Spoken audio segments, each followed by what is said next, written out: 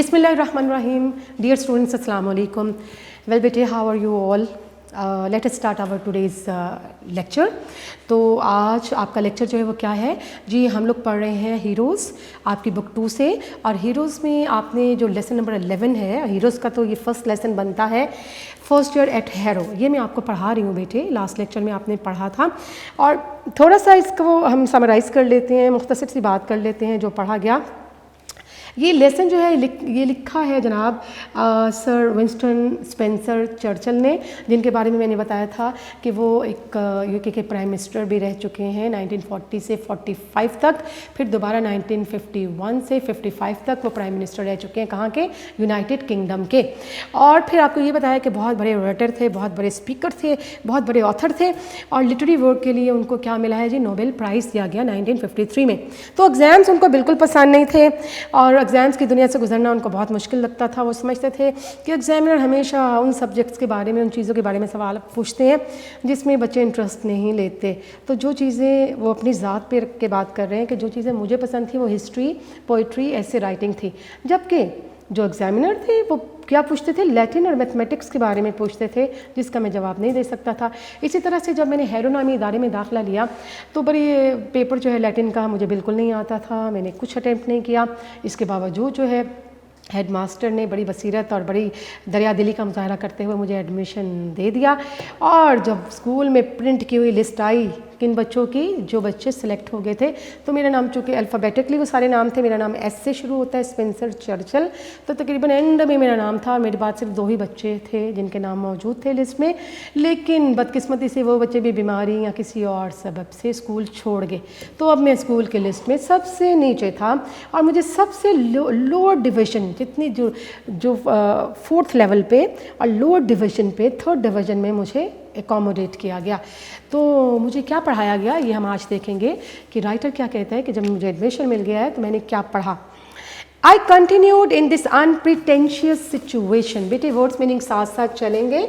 आपके पास वर्ड आता है unpretentious। unpretentious क्या होता है? unassumed, unexpected, unassumed, unassumed, unexpected situation for nearly a year. 1 साल तक मैं इस गैर मुतवक्को जो सूरत हाल है उससे दो चार रहा।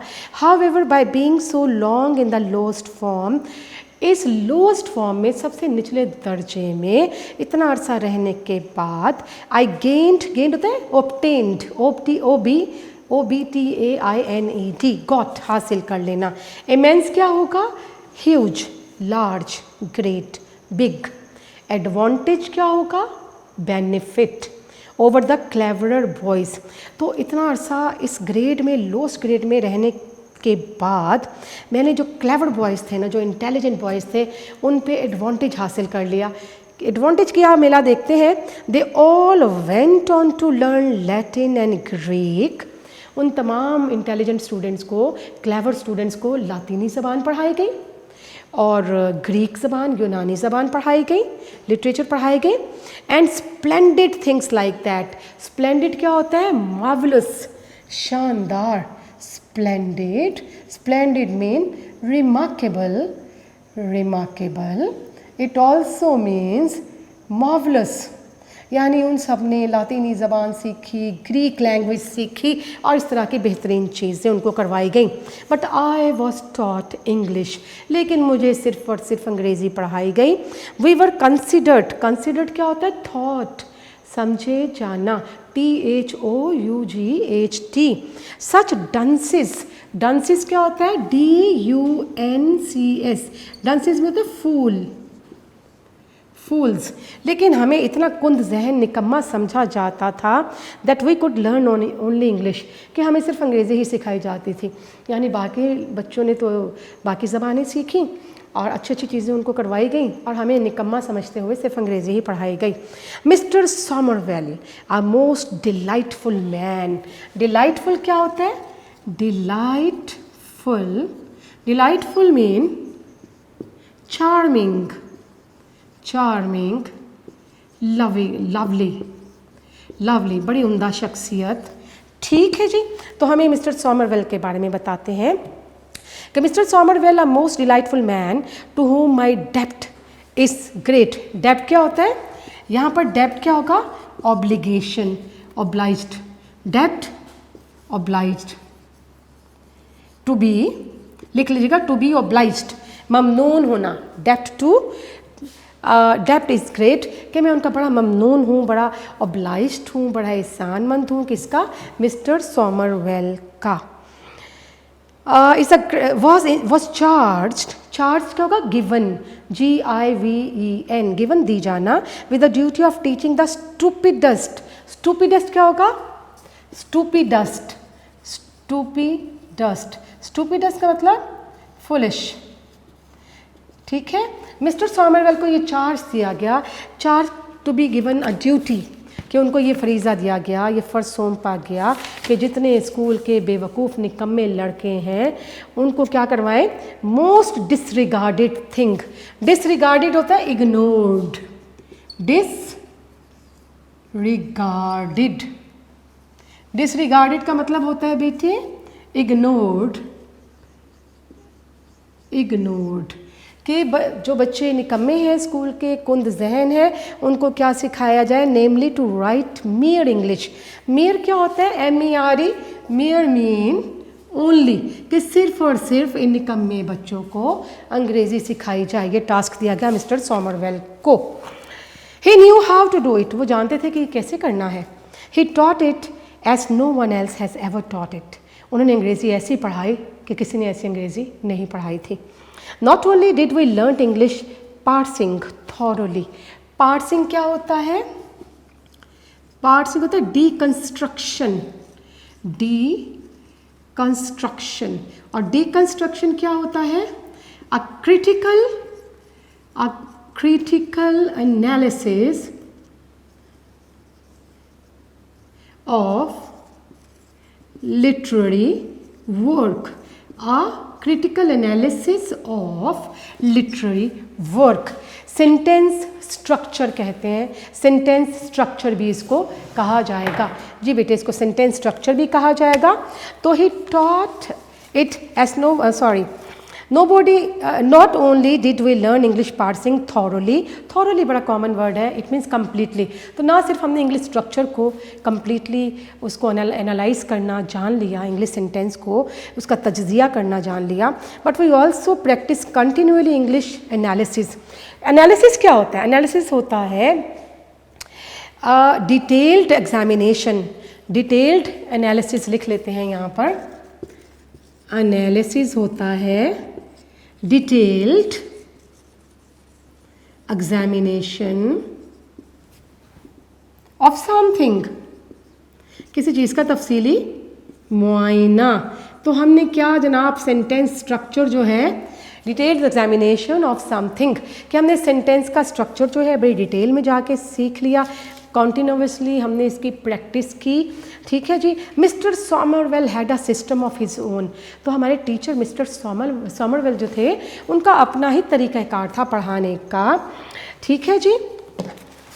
ही had a system of his own. He took a fairly, fairly क्या होता है, quite, fairly, fairly mean quite, काफ़ी, काफ़ी जी। ही टुक fairly long sentence and broke it up into components. Components क्या होता है बेटा, components mean होता है parts, elements, इज्जा, जुज, parts, elements। तो क्या करते मिस्टर सॉमरवेल, एक लंबा सेंटेंस लेते और सेंटेंस को मुख्तलिफ हिस्सों में ब्रेक करते। किस तरह से, bye means of black, red, blue and green inks. उनके पास 4 तरह की इंक्स थी, ब्लैक, रेड, ब्लू और इंक, और वो एक लंबा सेंटेंस लेते, उस सेंटेंस का सब्जेक्ट रेड से लिख दिया, वर्ब जो है ग्रीन से लिख दिया, ऑब्जेक्ट जो है वो ब्लू से लिख दिया। इस तरह मुख्तलिफ रंग इस्तेमाल करते थे उस सेंटेंस को ब्रेक करने के लिए, ताकि बच्चों को ग्रामर की समझ आ सके, ठीक है। तो हमें बताया गया है कि वो इंक इस्तेमाल करते किसके लिए, subject, verb, object, relative clauses, conditional clauses, conjunctive and disjunctive clauses. तो बेटे ये सारी चीज़ें जो हैं अभी हम देखते हैं कि ये क्या है। आप देखें ये सब ग्रामर ग्रामर रिलेटेड चीज़ें हैं, ये ग्रामर पोर्शन है सारा कि वो किस तरह से जनाब वो इन चीज़ों को सेपरेट करते थे। सबसे पहले तो हम क्या देखते हैं, वो क्या करवाते थे, सब्जेक्ट। सब्जेक्ट क्या होता है, सब्जेक्ट किसे कहते हैं, सब्जेक्ट होता है ग्रामर में doer of an action, doer of an action, file काम करने वाला सब्जेक्ट है। फिर नेक्स्ट आता है वर्ब।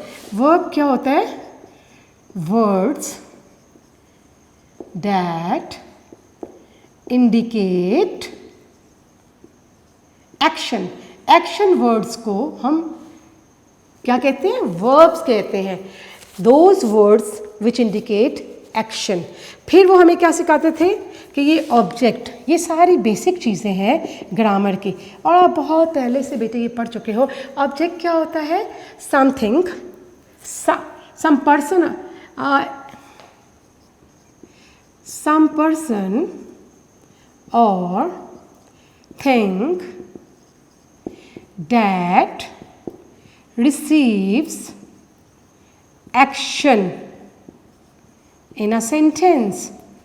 तो ऑब्जेक्ट वो होता है जिसे मफूल कहते हैं, जिस पर काम किया जा रहा है, ठीक है, which receives the action of verb, action of verb in a sentence। तो some person or thing or a thing that receives action, ठीक है, in a sentence, action in a sentence।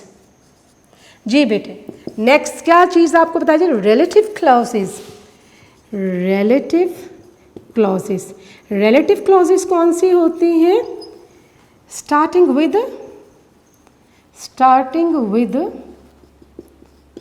who, whom,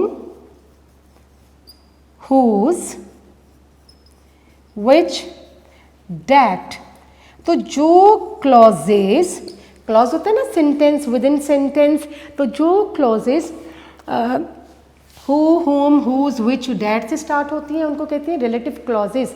basically ये relative pronouns कहलाते हैं। जैसे मैं एक मिसाल देती हूँ, the girl who is sitting there is my student. तो क्लॉज है हु इज़ सिटिंग देयर, तो ये क्लॉज जो है हु से स्टार्ट हो रही है, तो ये कौन सी हुई, रिलेटिव क्लॉज हुई।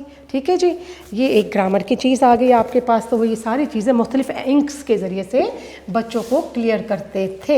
एक लंबा सेंटेंस जो है उसमें ये सारी चीज़ें अलग अलग करके बच्चों को डिटेल से समझाया करते थे। देख लें, हालांकि अंग्रेज़ी उनकी क्या है, उनकी मदर टंग है, लेकिन फिर भी ये सब चीज़ें उनके लिए जानना कितना फ़ायदेमंद हुआ जी। कंडीशनल क्लॉजेस कौन सी होती हैं, इफ़ क्लॉजेस। कंडीशनल बेसिकली होते हैं 3 टाइप। कंडीशनल क्लॉजेस ये आपने 9-10 में बड़ी डिटेल पढ़ा, टाइप 1, टाइप 2, टाइप 3। तो इनको हम इफ़ क्लॉजेस कहते हैं, जो इफ़ से स्टार्ट होती हैं। और फिर ज़ाहिर इनकी कैटेगरीज वो तफसील चली जाती है, वो बातें फिर तफसील में चली जाती हैं जी। Conjunctive and disjunctive clauses. Conjunctive clauses starting with, कैसी क्लॉज होती है, स्टार्टिंग विद एडवर्ब, कंजंक्शंस। और ये कंजंक्शंस क्या है, कोऑर्डिनेटिंग कंजंक्शंस आपने पढ़े, इंडिपेंडेंट क्लॉजेस को जोड़ते हैं। एडवर्ब कंजंक्शन यानी कौन कौन सी हो सकती है, however, meanwhile, moreover, finally, accordingly, consequently, etc। ठीक है, बहुत ज़्यादा तो नहीं लिखे जा सकते, आपको आइडिया ही देना है। तो बेटे कंजंक्टिव क्लॉजेस वो होते हैं जो क्लॉजेस स्टार्ट हो रही हैं किससे, एडवर्ब कंजंक्शन से। कंजंक्शन जो होते हैं वो करते हैं ना, ज्वाइन करते हैं दो क्लॉजेस को, ये इंडिपेंडेंट क्लॉजेस को ज्वाइन करते हैं। However, meanwhile, moreover, finally, accordingly, consequently, etcetera वगैरह वगैरह। फिर एक और चीज़ वो समझाते थे, डिसजंक्टिव क्लॉजेस। ये ग्रामर की चीज़ें हैं, तो मैं आपके साथ फिर भी शेयर कर रही हूँ इसको, ताकि थोड़ी थोड़ी चीज़ ये आपको साथ साथ क्लियर होती जाए। डिसजंक्टिव क्लॉजेस क्या होती हैं, डिस्जंक्ट ये होता है join used to used to join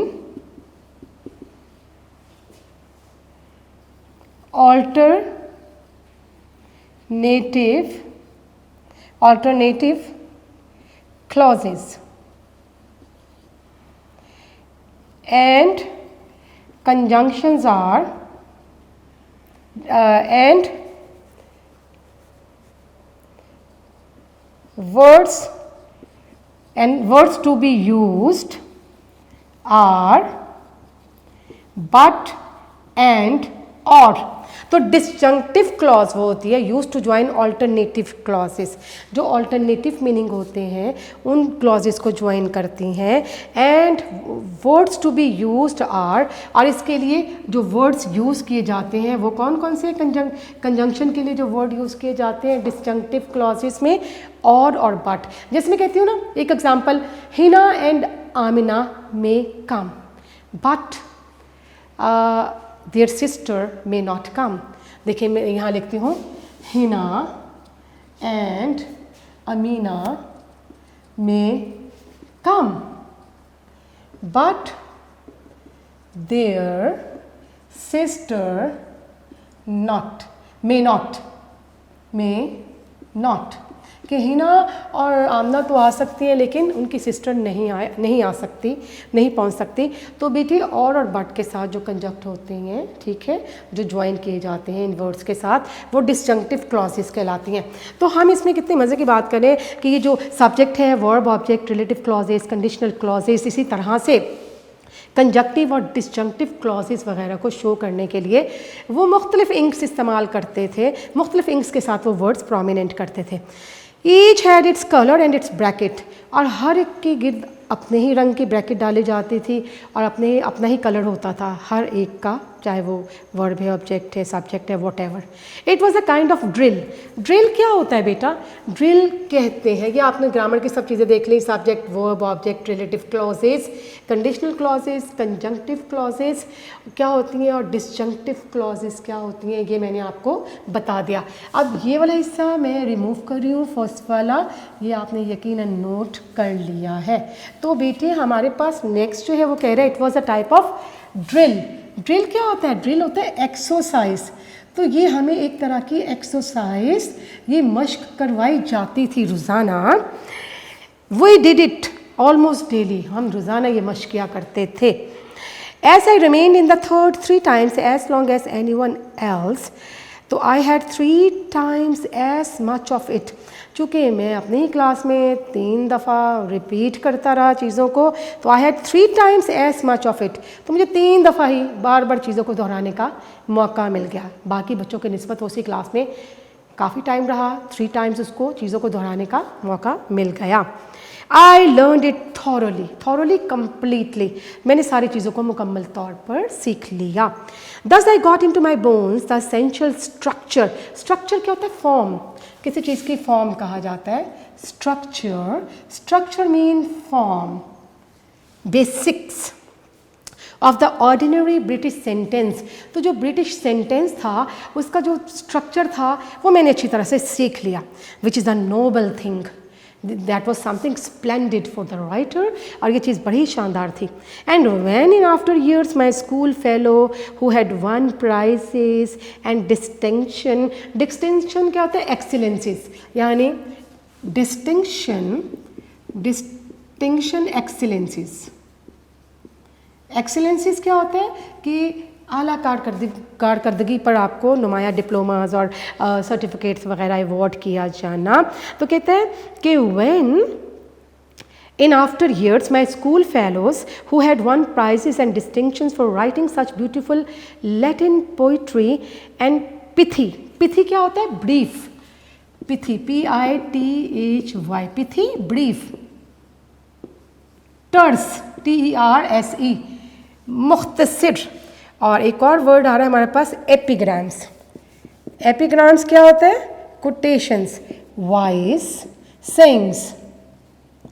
quotations quotation, कहावतें।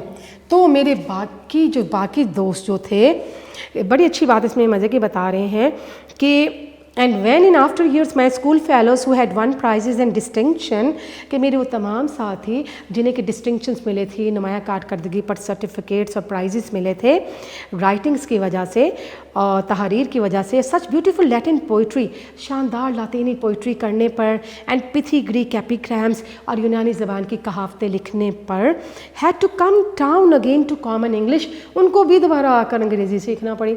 यानी वो तमाम ज़हीन स्टूडेंट जिन्होंने ग्रीक सीखी, लैटिन ज़बान सीखी और इसमें एक्सेलेंसीज हासिल किए, डिस्टिंक्शंस हासिल किए, एजाज़ात हासिल किए, प्रोज़ लिखी उन्होंने, बेहतरीन कहावतें लिखी, लेकिन क्या है अल्टीमेटली उनको जब प्रैक्टिकल दुनिया में आना पड़ा तो कॉमन इंग्लिश सीखना ज़रूरी हो गया। टू अर्न देयर लिविंग और to make their way mean be earn living, अपनी रोज़ी कमाने के लिए उन्हें अंग्रेज़ी सीखना ही थी, अच्छे तरीके से अंग्रेज़ी पर कमांड होना उनके लिए ज़रूरी था। I did not feel my self at any disadvantage. Disadvantage क्या होता है? Loss, disadvantage, it means loss, damage. तो इस मौके पे मैंने महसूस किया मुझे कोई नुकसान नहीं हुआ, मुझे अंग्रेज़ी अच्छी आती है। Naturally I am biased. Biased क्या होता है? To have a tendency to favour, biased, to have a tendency to favour, किसी चीज़ को फेवर करने की तरफ माइल होना, ठीक है। In favour of boys learning English, लिहाजा मैं किस चीज़ की तरफ माइल हूँ कि लड़कों को लाजमी तौर पर अंग्रेज़ी ज़बान जो है वो प्रैक्टिकल लाइफ में आने के लिए अंग्रेज़ी ज़बान पे महारत, अंग्रेज़ी ज़बान को सीखना बहरहाल बहुत ज़रूरी है, क्योंकि लैंग्वेज कमांड होगी तो वो एक्सेल करेंगे, आगे बढ़ सकेंगे। लातीनी ज़बान, ग्रीक लैंग्वेज उनको कोई फ़ायदा देने वाली प्रैक्टिकल लाइफ में नहीं है।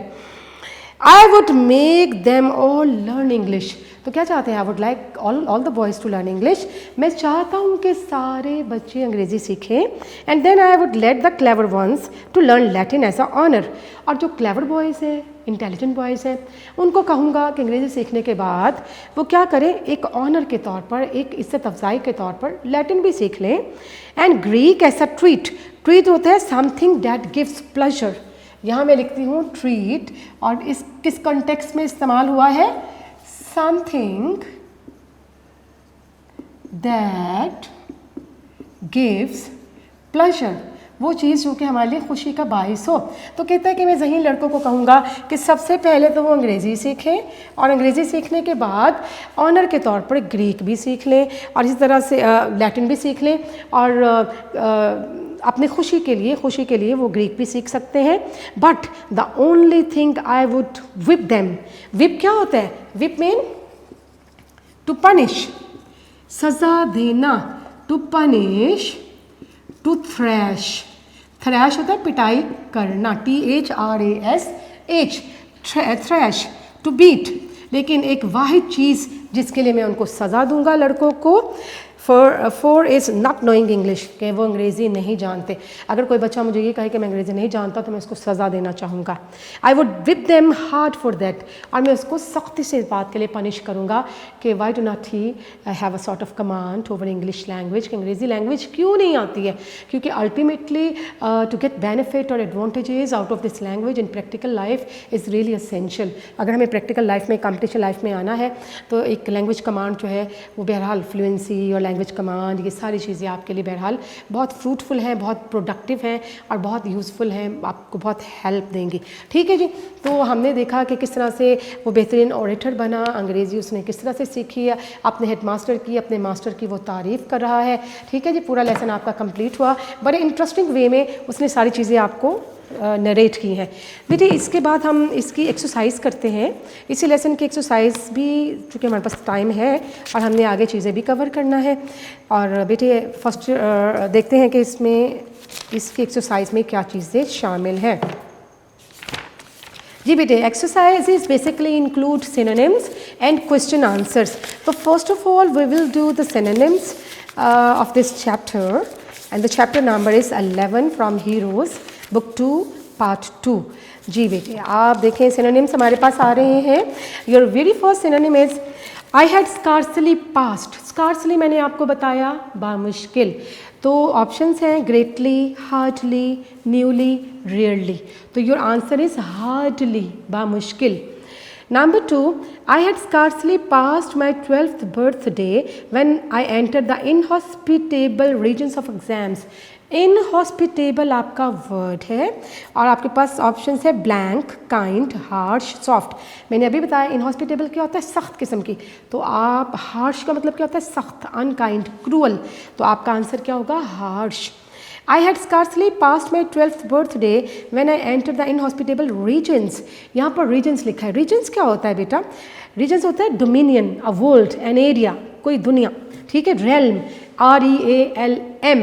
तो यहाँ हम देखते हैं दुनिया के लिए क्या इस्तेमाल हुआ है word, dominion, classes, cities, banks। तो आंसर क्या है, dominions। dominions क्या होगा, area, world, realm, REALM। Next number 4, this examination were a great trial to me. Trial क्या होता है बेटा, ट्रबल होता है, तकलीफ दे चीज़। तो ऑप्शन है टीज, ट्रबल, कॉज, प्रेशर। तो हमारे पास ऑप्शन क्या होगी ट्रायल की, ट्रबल।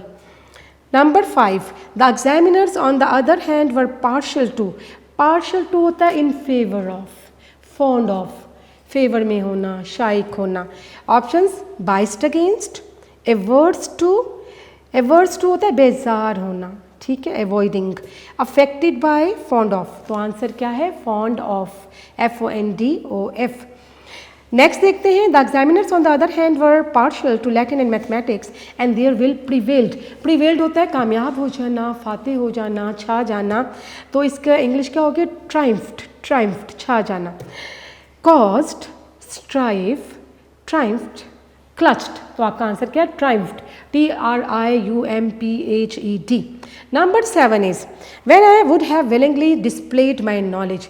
डिस्प्लेड होता है to show, to prove, to exhibit, इजहार करना। ऑप्शंस क्या है, ट्राइड, कन्वेट, एग्जिबिटेड, क्रॉस्ड। तो आपका आंसर एग्जिबिटेड।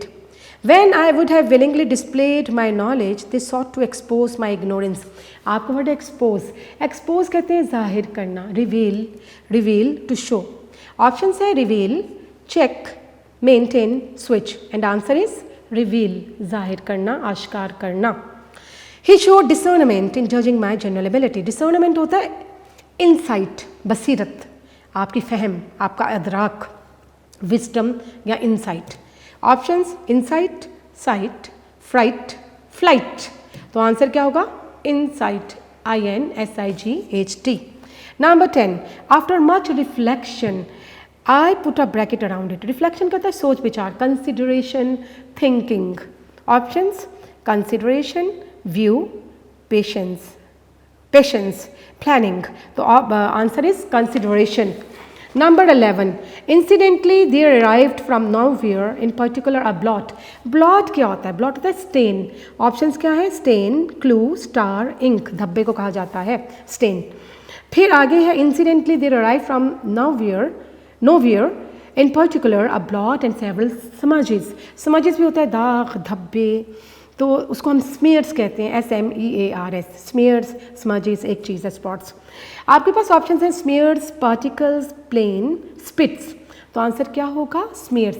ऑटोमेटिकली आंसर आपके सिनोनिम से एग्जैक्ट मिल रहे हैं, बन रहे हैं। स्पेक्टिकल क्या होता है, नज़ारा, सीन, साइट। तो आपके पास ऑप्शन है नॉवल, फिल्म, सीन, ड्रामा। तो आंसर क्या होगा, scene. Number 14, and then merciful ushers. Ushers होता है अटेंडेंट। हम देखते हैं options, attendants, policeman, actors, surgeons. तो आंसर क्या होगा, attendants. And then merciful ushers collected my piece of foolscap. Foolscap क्या होता है, लार्ज पेपर, बड़ा पेपर, बड़े साइज का। तो देखते हैं options, purity, grievances, intelligence, large paper. तो आंसर क्या होगा, large paper. It was from this cylinder indication. Cylinder मैंने कहा था मामूली, मीगर, माइनर। तो सिलेंडर का मतलब देखते हैं, meagre, special, new, old. Your answer is meagre. आगे देखें, it was from this slender indication of scholarship that mister Welldon drew the conclusion that I was worthy to pass into. Pass into मैंने बताया था to enter, दाखिल होना। लिखा हुआ है visit, get out, enter, claim. Answer क्या होगा? एंटर। नेक्स्ट है a man not dependent upon paper manifestation. Manifestation होता है एक्सप्रेशन, तासुर, इजहार। तो आपके पास options picture, work, expressions, handle. Answer is expressions. It showed that he was a man capable of looking beneath. Beneath क्या होता है? Beneath mean under, near, over, above, under. क्या आंसर होगा? Under. I have always had the greatest regard. Regard होता है respect. Options are respect, love, hate, company. तो answer क्या है? Respect. In consequence of his decision I was in due course placed in the third और lowest division. तो consequence होता है result. आपके पास ऑप्शंस है result, recognition, opposition, total. Answer क्या होगा? कॉन्सिक्वेंस का result. I continued in this unpretentious situation. Unpretentious होता है unassumed, unexpected, जो हम expect नहीं कर सकते। ठीक है जी। They all went on to learn Latin and Greek and splendid things. Splendid होता है शानदार। Options marvelous, serious, important, clear. Marvelous का मतलब remarkable, splendid. तो आंसर क्या होगा? marvelous. Number 24. We were considered such dunces.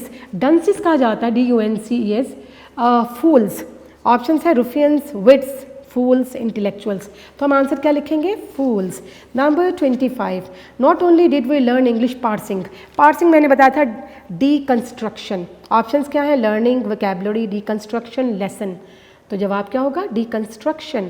It was a kind of drill. Drill the exercise, मश्क। I learn it thoroughly. Thoroughly ये ड्रिल के साथ option थी ब्यूटी, स्पोर्ट्स, एक्सरसाइज, गेम्स। तो आंसर क्या था? एक्सरसाइज। नंबर बस 2 आपके रह गए बेटे, टाइम हमारे पास ऑलमोस्ट एंडेड है। I learn it thoroughly. Thoroughly होगा कंप्लीटली, कंप्लीटली। तो आपके पास ऑप्शन है clearly, partially, completely, verbally. Answer क्या है? Completely. Naturally I am biased. Biased का प्रेजुडिस्ड, तासुब रखना। तो ऑप्शन है प्लीज्ड लर्नड अगेंस्ट प्रेजुडिस्ड। आपका आंसर हुआ prejudiced. But the only thing I would whip them. Whip क्या होता है? To beat, to punish. Options क्या है? Pleat, wheat, punish, vanish. तो आपका जवाब क्या होगा? टू पनिश, सज़ा देना। तो बेटे आपके सिनोनिम्स जो है वो कंप्लीट हुए। And here comes the end of today's lecture. Thank you very much बेटा। Keep on the same thing I would like to repeat, that keep on revising and learning your lesson each day. And thank you very much. Take care and stay blessed. अल्लाह हाफिज़।